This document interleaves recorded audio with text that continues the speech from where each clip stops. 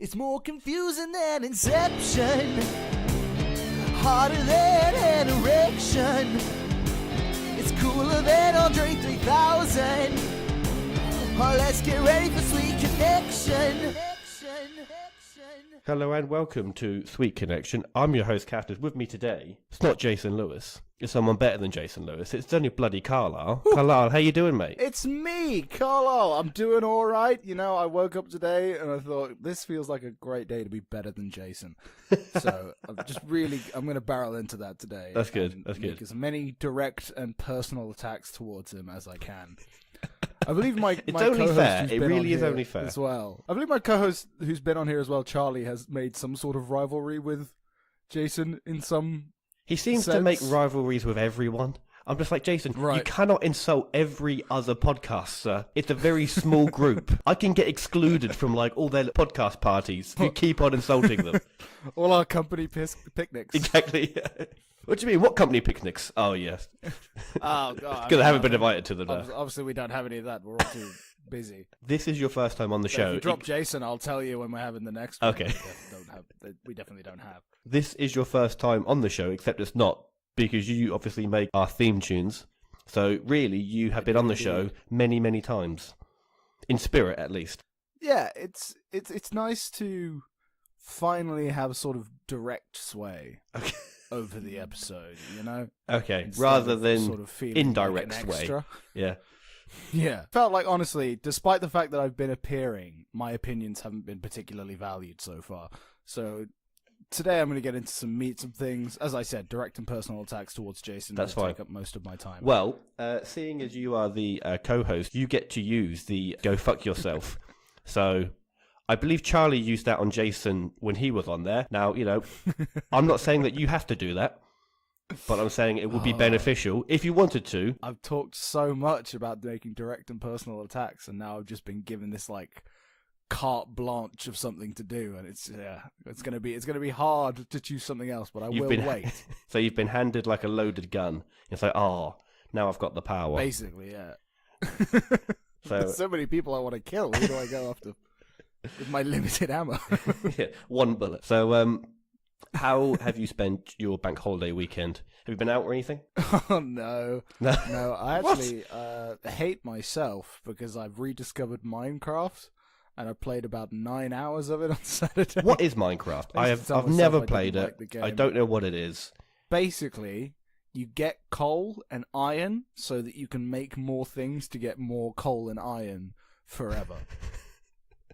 Wow. Now, I know you're thinking that doesn't sound like fun, and the reason for you that are correct. is because it doesn't sound like fun, but it somehow is if you have nothing else going on in your life. It suddenly becomes extremely entertaining.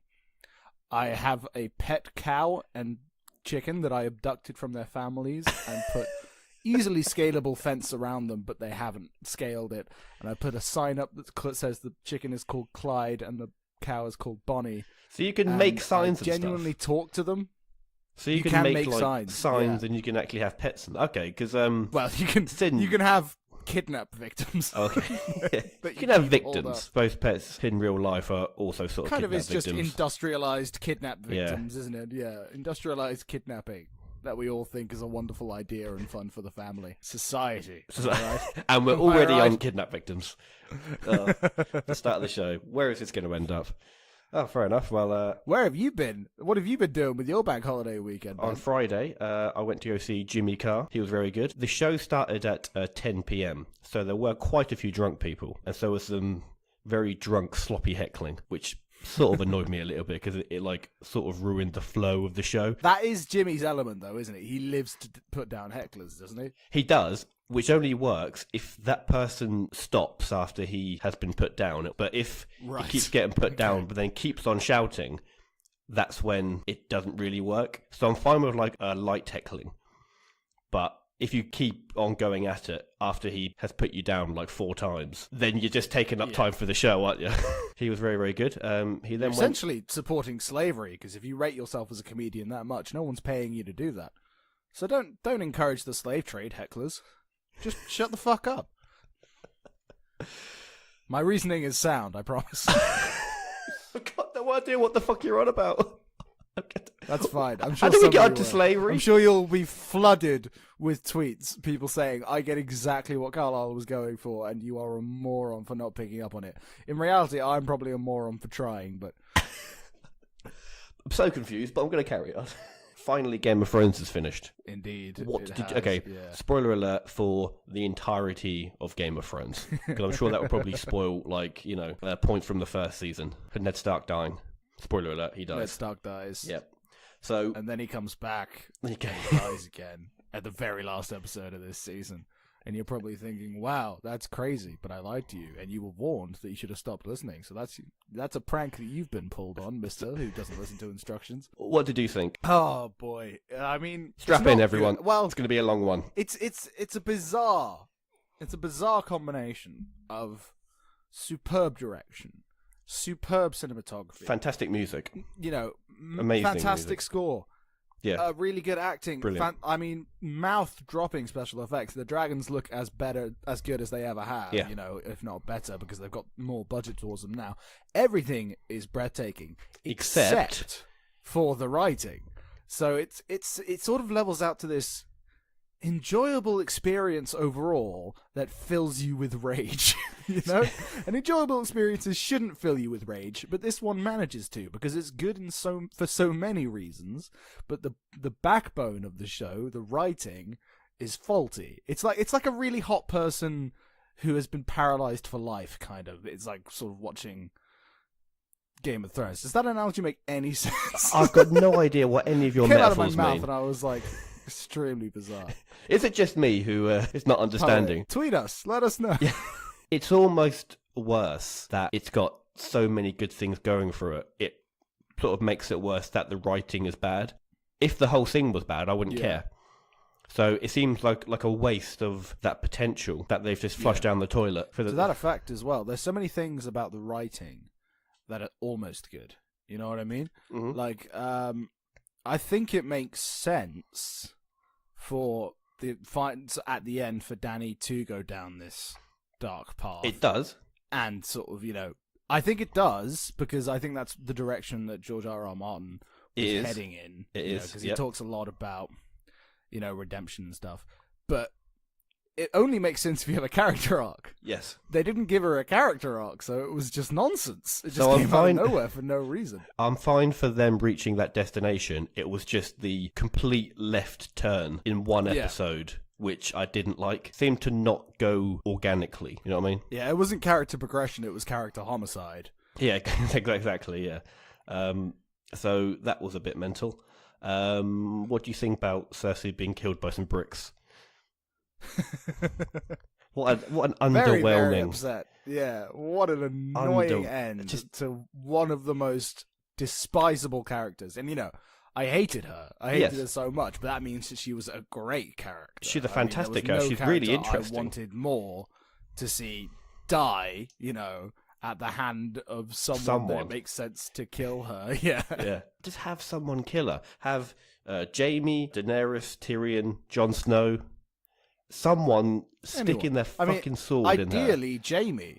That would have made so much sense. It would have been a wonderful finishing to the arc of Jaime, especially if he'd have died at the same time, because it would have been it would have sort of completed his character arc, but it still would have helped for that theme that, maybe not everyone's redeemable if his form of redemption is still to just go back and murder someone at the cost of, a possible relationship he could have with Brienne. That would have been a wonderful end, but no, he just ruins his arc and then gets killed by some bricks. Speaking of massive left-hand turns, he had a massive left-hand turn, didn't he? He had 8 seasons of fantastic character progression. Then he has sex with Brienne. Okay. He just literally fucked off on his horse and then rode to King's Landing. She should have written something. So on the last episode, she's updating Jaime's log in the book of... It's his Facebook profile. In a book. Yeah. Yeah. In a book that details all the King's Guards, feats. Yes. She should have said something snide in there, like he was all right in bed, but he hits and quits or something like that. These hoes ain't loyal. So, obviously, the major thing is the new king, Bran the Broken. What do you think of him? Oh, it's so dumb. It doesn't make any sense. Nobody there would have voted for him. They don't know who he is. They don't know that he can see and do everything, which he never does, by the way. No, never puts that to any what sort the of hell use. was he doing fighting the dead for that entire time? He was getting a good look. He was watching He was getting a Endgame. cinematic view. Yeah. He could walk into animals and help them do his bidding. He could maybe have walked into a dragon or something. These are just some That's exactly what I said. off-the-cuff ideas. Walk He into could the have said dragon. something like, "Hey, we should put our projectile weapons behind our barricades, not in front of them, so Yes. that when we have to retreat, we can still use them." He could have. Yep, There's a things lot of like that. things for someone who can see every military blunder in history. Maybe just take a quick jaunt down history's lane to have a look and see what were some of the stupid decisions made in battle. That was It sounds like probably he stood by and went, "You should make all of them. You should do all of the stupid things." that was probably the worst battle plan they could have possibly done. Everything they did was wrong. yeah. Why did they have their army in front of their siege weapons? Thus firing massive flaming rocks onto their charging army. Yeah. Don't do it. Why were they holding back on the dragons? It's this weird thing where in the beginning, Danny and John are holding back on the dragons, and then Danny goes, "All right, I'm gonna go use my dragon now with their, limitless source of fire Yeah. to kill have these them. Have them on the front living line. dead." That's literally all you Yeah, need. and John goes, "No, we were supposed to wait for something vague and unsaid." And Danny goes, "No, I'm going to go do this now because this makes a lot of sense." I mean, it's not normally Daenerys who needs sort of sense being Who is the taught voice to, of reason? or it's No, her correct. talking sense to John. Yeah. So Yeah, that was nothing they terrible. did made any sense. I mean, the most annoying thing, and again, that's another great episode sort of example of what we're talking about. Aside from one aspect of the cinematography, which was everything was really fucking dark. I and know. You couldn't see what was I happening. know. When you could see what was happening, it was great. Like the dragon fight, which everyone's been anticipating, was great. The whites themselves were terrifying. Yeah. Horrific. So that was great. All that stuff's really good. So it's really annoying when it just throws all of the sort of themes and arcs and stuff into the fire. Did you see what the writers said about themes? No. Well, so at the end of that episode, Arya kills the Night King, despite, all the Azor Ahai stuff that's been put the prince. Where that did was she jump promised from? and- That's the big question. Did Yeah, she where have a did she ladder get there? or a trampoline? Well, I like the theory that that's what Bran was doing when he was walking into crows. Is he got a bunch of crows to pull Arya into the sky so she could jump down? Because it's she. The alternative is she walked past a bunch of White Walkers, which were presumably on their phones Yeah. while that was happening. They were just checking Twitter. Just I not think. really paying attention. Yeah. They were live tweeting the long night. Yeah. God, imagine that. The structure of the season Was really all over the upsetting for place, me as well, wasn't it? because, it's just everything built. The whole point of the Night King and the threat of the undead is that to it supersedes the exactly. whole It thing makes the about who politics sits on the seem pointy chair. stupid. yeah. Yeah, it's about humanity and what's really important. It throws sort of the espionage and things like that, and sort of worship of people you don't have reason to worship. Yeah. It makes you take a look at them and think this is stupid. Imagine, right, spending 1,000 years building an army of the undead and being the least important thing that season. Just be dealt with one know. episode, and then the actual twist, the real big baddie is an alcoholic who just looks out the window. Did Cersei do That anything was all this she season? did. That's all she did.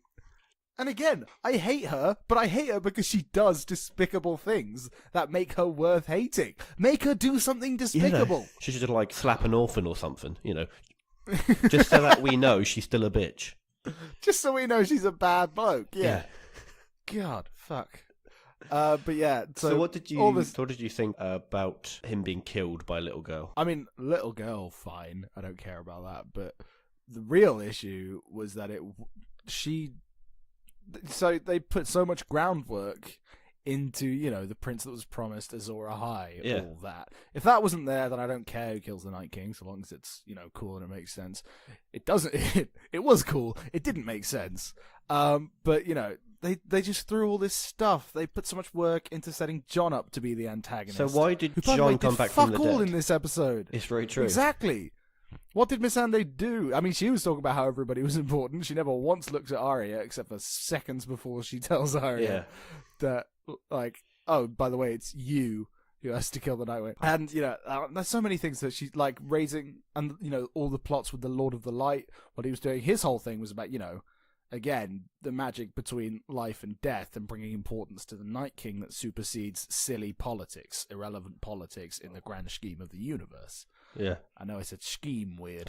You did. But Beric, one of the things in that is Beric has been brought back to life so many times because he was fulfilling some sort of purpose. Yeah. And that purpose was just to stand in a corridor. Arya from these words. Yeah, well, why not bring Arya back from the dead then? It was protect some other person. Don't bring the lifeguard back to life. You can see. I can cut out some steps for you here, Lord of Light. You're the most inefficient god I've ever heard of. That's very true. I've heard of some very inefficient gods. Yeah, so all in all, it was a mixed bag, wasn't it? But by the way, in response, so a lot of people were like, what's with all this, you know, stuff that was set up for the Night King and Jon and possibly Daenerys and all the things that could have been Azor Ahai, blah, blah, blah. And to that they said, themes are for 8th grade book reports. Oh, fucking That's hell. a genuine quote from D&D, the writers of Game of Thrones Season 8. That is the future director of the next Star Wars film saying that. Yeah. Yeah, it is. Good luck with that, Star Wars. I mean, fortunately, I don't really care about Star Wars, but if I did, I'd be concerned. Yeah, and I do care about Star Wars, so I am quite concerned. So you are concerned? God, I mean, why did they give them one? I mean, their writing has never been good. I will give them credit where credit's due. They are good adapters. Yeah.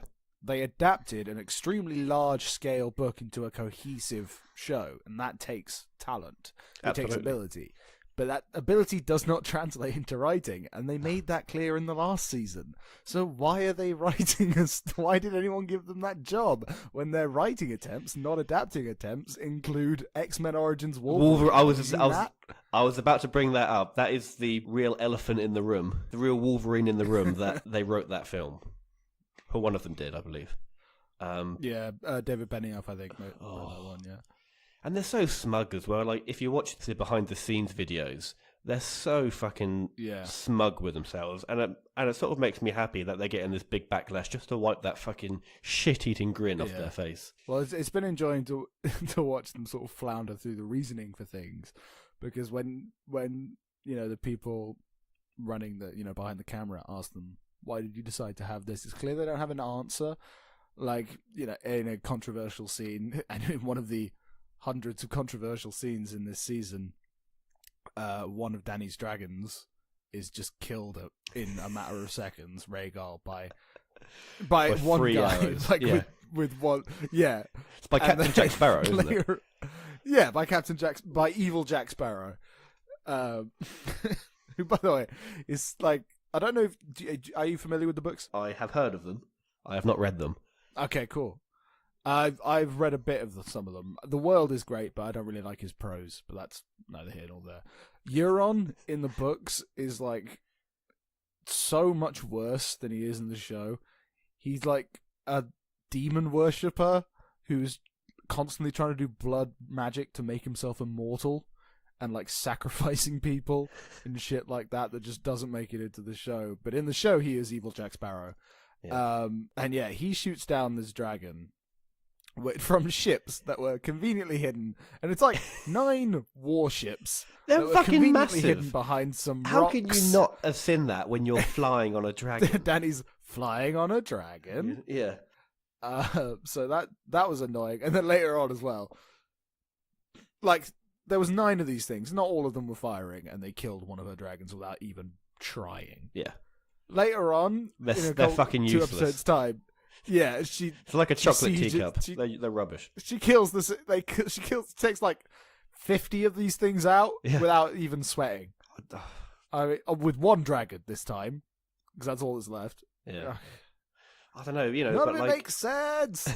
When that dragon got shot by the 3 arrows, the first 2 arrows were coming from straight on. The third arrow that then goes through his neck is shot from like fucking 90 degrees off. I was like, where the fuck is that coming from? Can these arrows curve? just I'll things like that. I'll forgive him that, because that's just little. That's the sort of thing that in an otherwise good episode you wouldn't think about. You know what I mean? Those things sort of stand out when we would not be sitting here here having this conversation about it. And that's bad, and that's bad. Yeah. These dragons don't even exist.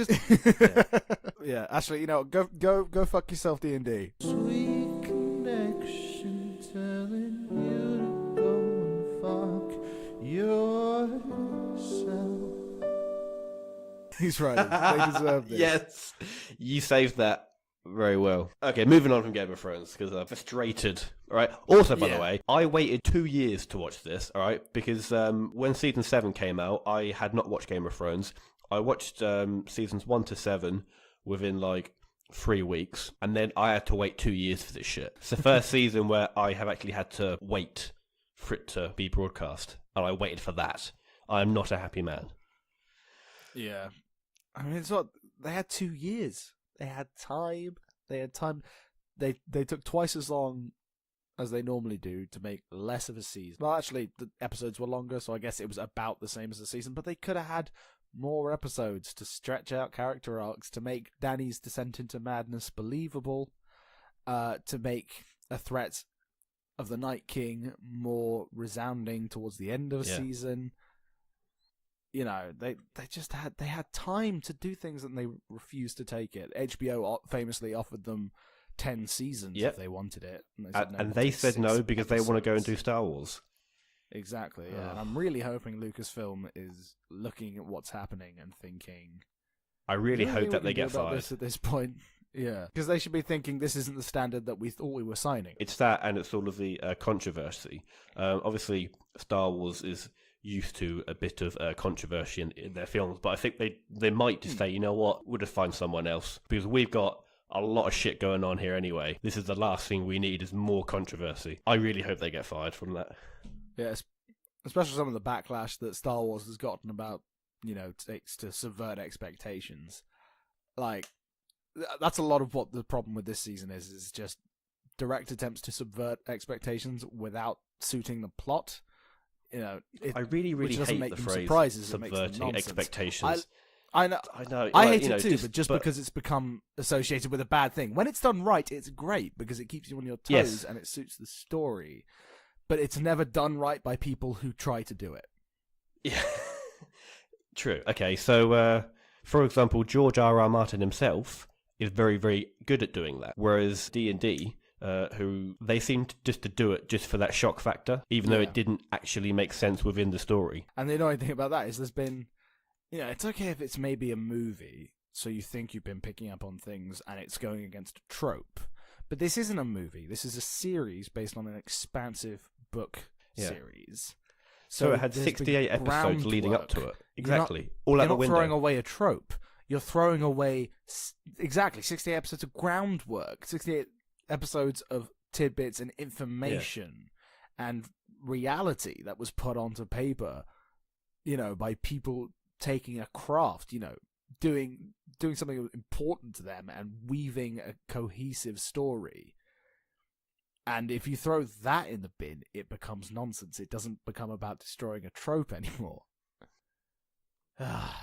Bad guys. Okay, let's stop talking about Game of Thrones. Now we are going to do a little segment I like to call Versus. So let's pause while I edit in your Versus theme tune. Fight! Nice. What a theme tune. So I've got... Thanks, man. So, who do you think would win in a fight between Kim Kardashian and Kim Jong-il? I mean, mano a mano, probably Kim Kardashian. I feel like King Jong-un doesn't get his hands dirty very often. He has people do that for him. But if everybody has the resources available to them that they have from home, then it's really a matter of Kim Kardashian's money versus King Jong-un's nuclear weapons, and I'm going to give that one to nuclear weapons. Money can do a lot of things. Well, it's nuclear weapons can explode money, so... It's not really like a war, it's just a fist fight. So they're both thrown into, some kind of boxing ring, and they've got to scrap. So I'm saying... And absolutely Kim Kardashian. Absolutely, I feel like she gets in fights with her sisters and stuff. She's a mother as well, So, I think she knows how to get scrappy if things are important to her. She's got quite a lot of padding as well, hasn't she? So if you punch her in the chest, she's not even going to feel that. I think maybe she would smother Kim Jong-un's face with her ass and just suffocate him, which is exactly how I want to die. Do you think Kim Jong-un would resist particularly, or just be like, well, if I'm gonna die, it may as well be this. Okay, so we're going to give that to Kim Kardashian. Who do you think would win a fight between Shaggy from Scooby-Doo versus Shaggy the singer/songwriter? Yes, I hoped you were going to say Shaggy the singer-songwriter. Oh, wow. He's an artist. Right. Well, I mean, Shaggy doesn't fight. Oh, I'm going to have to specify. Shaggy from Scooby-Doo doesn't fight, does he? No, he doesn't. That's his whole character, is he runs away from things. So if you pinned him into this room and, he doesn't have the rest of Mystery Inc. to pull him out of this scrappy do, then it's really going to be something in Shaggy the singer-songwriter's favour, I think. That's what I was thinking. Because, we know that he's a man of suspect morals, so I bet he can fight dirty. Based on his input into the song, It Wasn't Me, I bet, he just knows how to be just a bad bloke. So can Shaggy from Scooby-Doo phone up Scooby to sort of run in and fucking maul him to death, do you reckon? Yeah, but Scooby wouldn't either, because that's a characteristic. Exactly, as well. He runs away. That's maybe a real right-hand turn for that character if they just let him maul him. Bring Fred. Get the van in. Get the van in and run over. He just runs over Shaggy. Imagine the Mystery Inc. committing a hit run in the Mystery Mobile. There's blood and hair and stuff all over the windshield. And they caught me. How did you let Shaggy catch you? I don't know what I'm going to do, man. Let's say it wasn't us. There's got to be a lot of cars like this that have this decal on. Yeah. It's quite a distinctive car, that, isn't it? Yeah. So let's give that to Shaggy from Scooby-Doo running over Shaggy, the singer/songwriter in the Mystery Inc. van. That's good. Last one. Stephen Hawking versus Bran Stark. So I'm thinking they're both in wheelchairs. They're both bad man. They're both kind of creepy. Who's going to win that? I mean, Bran can walk into animals and make them do things for him, whereas I don't know how much damage Stephen Hawking's going to be able to do with a monologue about black holes. So, especially, I mean, Bran could probably do it all mentally, because he could just put him down, because Stephen Hawking would be like, "This is how I think black holes work," and he'd go, "Yeah, well, I know everything, and I know that you're wrong, and you've always been wrong, and you've been wasting your time forever." And then Stephen Hawking would just stop trying to live. He just switch off his machine and then just flatline. Well, I suppose because Bran can move his arms, he could probably slap Stephen Hawking about. If they are going to get to slapping, then he's got the advantage of the ability to slap. Yeah. Having said that, because Stephen Hawking has got a motorised wheelchair, do you reckon he could get up a full head of steam and try and ram Bran Stark? So it's basically jousting, but only one of them has a horse and only one of them has a jousting pole. I'd pay a lot of money to see Stephen Hawking get up to full speed and just crash into a sitting target that is Bran Stark. I mean, I wouldn't, because people would, think terrible things of me, but I would definitely watch the highlights on Live Leak. Oh, this is a tough one. So Bran, I'm giving it to Bran. Yeah, you think it's to Bran? He can move his arms. He can get animals to do things for him. And again, he can also just talk down Stephen Hawking's entire point of existence. Yeah, it's probably going to have to be Bran then, isn't it? Also, when the Night King dies, I thought a better ending would have been Bran had under his blanket just a fucking loaded crossbow, and he just pulls the trigger and just shoots him. But no one would expect that. With an obsidian dagger. That would have been really funny. Just he pulls a bit of string. It would have had the same problems, which, all the themes and stuff, but at this point I'm not holding out for any of that. But, can you imagine, think about all the memes that would be created if Bran Stark just pulled a string and then it just shot a crossbow bolt through his blanket into the Night King's face. I like that idea, but I want to expand on it. In sitcoms where a person has snuck out and they've put a sack of potatoes in their bed or something. Yeah. put like a sack of potatoes on a wheelchair, put the blanket over that, and everyone's like, yeah, Bran's definitely in there. The Night King kills Theon. He walks up to the thing, and he like pulls the blanket away, and there's one of those stupid dummy heads with a smiley face painted on it. It's like a and pumpkin. Then Bran, like, in it very cinematically, maybe skidding while he's doing it, he skids out from behind that weirwood tree and shoots him with a crossbow. End credits. That's the end of the entire series. Yeah. We're never going to show the next 3 episodes. Who fucking cares? I just shot the Night King with a crossbow. Your argument is invalid. Oh, that's fantastic. Right, I think we are going to leave it there. So I'd like to say thank you very much, Carlyle. Why don't you talk about all of your amazing podcasts? Thank you very much. Yeah, we're going to be here a while because I have not got a girlfriend, so I have 3 podcasts. Jesus. Yeah. Fucking hell. It's bad enough having one sometimes, isn't it? 3. Anyway, carry on. Well, what I do is 2 of mine are on monthly releases, and then the other one I don't edit, so that's how I stay on top of things. But I barely stay on top of things. I'll start with the one that Ben's been on. I have a show called Content Presumably, which doesn't really have a theme. It's just whatever I want to do each week, or each month rather. And I have Ben on that, and we had a good time on that. We played a game where I invented some rap lyrics and paired them with some terrible rap lyrics, and he had to guess which was which. That game was impossible. It was really fun. I want to do it again sometime. I also have a show called A Podcast for Everyone with Charlie, who has also been on this show, where we take busted lyrics and we, 1, analyze them as if they're poetry from the mouth of Shakespeare himself, and 2, we weave them into one ongoing narrative so that every song in Busted's albums in album order are also a story in chronological order, which is often impossible and very much contradicting. But we do our best just because, it's often a reach, and I think that's the entertaining factor of it. It's probably still better written than Season 8 of Game of Thrones. Am I right? Am I right? Oh, thank you, everybody. I'll be here all week, except for I won't be. And my final show is Dungeons and Dragnos, where me and 2 of my buddies come up with things that you could use in Dungeons and Dragons, but I wouldn't recommend it. Using them in Dungeons and Dragons, that is. We made a... So you should all definitely listen to all 3 of those podcasts.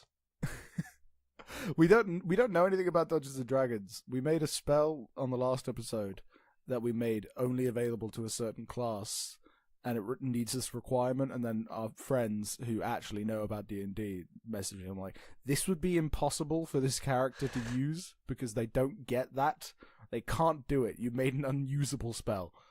And so yeah. A lot of, if you are big into Dungeons and Dragons and you're looking for new things to use, don't listen to it. If you want to listen to 3 people dick about, listen to it. Oh, well, fantastic. So I'd just like to say thank you very much, Carlyle, for coming on the show. Thank you very much for having me. I had a wild time. Not a problem. And we will see you guys next time, maybe. Bye-bye. Bye-bye. So, Jason, where can you get more Sweet Connection in your life? Well, Ben, we are on Facebook at Sweet Connection Podcast, and we're also on Twitter at SweetC_podcast, so you can give us a like or a follow. And you can also find us on iTunes, Spotify, YouTube, and Podbean, so if you enjoyed the show, you can give us a rating or a review or recommend to a friend. And if you wanted to email in a topic or a question, or just say hi, it's thesweetconnection@outlook.com. Massive thanks to CIPP and Carlyle Laurent for all of our jingles. Thank you for listening, and catch you next time. Sweet Connection.